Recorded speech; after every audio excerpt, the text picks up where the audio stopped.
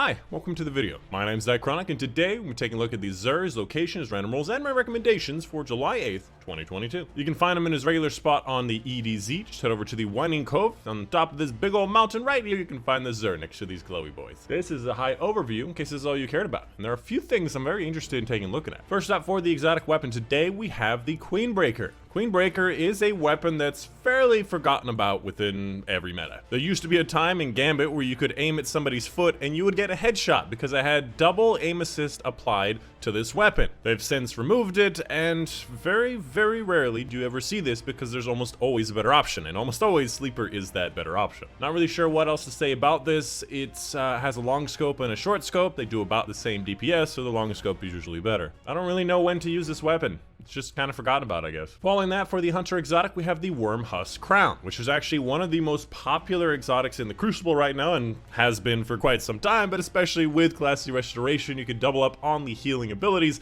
and this is just really nice to have. If you don't know, you dodge, you get health and shields, and it's around half of your health and shields, and with Class C Restoration, you still get those regeneration, and you basically get to full health very quickly. And furthermore, you can also use it in PvE. If you find you die a lot in a raid with Celestial Nighthawk, or the Starter Scales, might want to consider using this instead. As far as the roll goes, 63 is a decent average. On this particular exotic, you like to see mobility and recovery.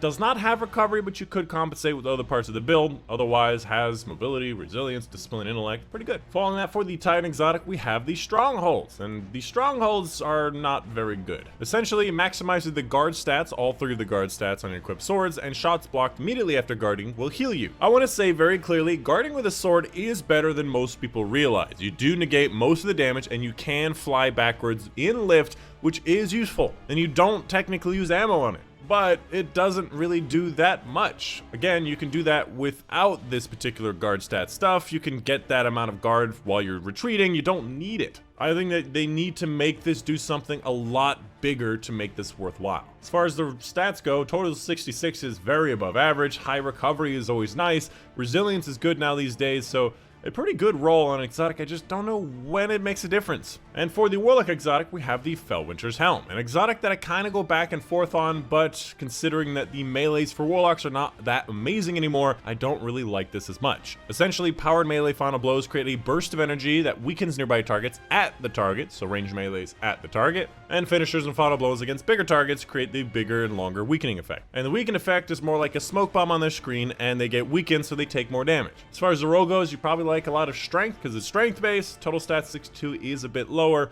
so not a great roll. Following that, for the legendary weapon, 7 Seraph Carbine, 450 auto rifles. I'm not a big fan of 450s. I think 600s are by far the best. Follow that by 720s.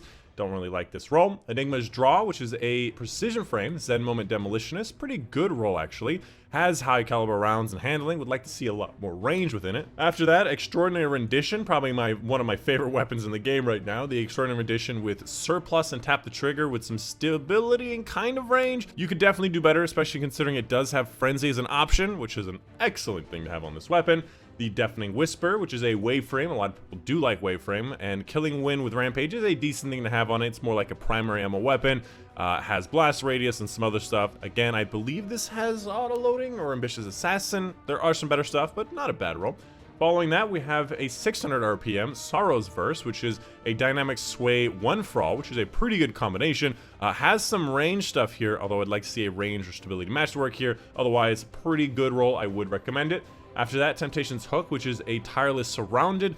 I believe this can get Relentless Whirlwind, Relentless Vorpal, which I would prefer. And of course, we have the Bite of the Fox, which is Snapshot Explosive Payload, which definitely seems like a good PvP roll, because both of these are very favored in PvP. Range stuff, range stability, reload. Would like to see a bit more handling. 72s definitely need a bit more handling, but a pretty good PvP roll overall. Following that, for the Warlock armors, again, if you're a different class, you'll see different armors and different stats. 59, high resilience, intellect, weird distribution, low total, very even distribution, low total. Weird distribution, discipline, strength, and mobility may fit your build, but a little low total. And 63, probably the highest total here. Intellect, mobility, probably your best bet if this is a distribution that you're looking for. Following that, for the exotic weapons, first up we have the Hawkmoon, which is going to be Eye of a Storm. Eye of a Storm is not as bad as I've thought previously, but I still would say that rangefinder is going to be your best bet. and neither one of these do control the recoil direction, which is usually my rule. Rangefinder and then recoil direction on one of these two is usually what you want, so not a great roll. Following that, for the DMT, we have a snapshot sights, which is not usually what you're looking for because you do want to aim or not aim down sights with this, and the rest of it is really up to you. Like to see a lot more handling and stability stuff here in general. And I believe on the Dead Man's Tale, you want to see moving target or Vorpal, and you definitely want to see a sick ornament. And finally, the exotic engram, guaranteeing an exotic you've never received before, and it comes in with a high stat roll. This is how we get our this is how we get a high stat roll set of armor. If you're wondering what you do in the end game, you go to the Xur once a week. That's what we do in the end game. Yeah, unfortunately so.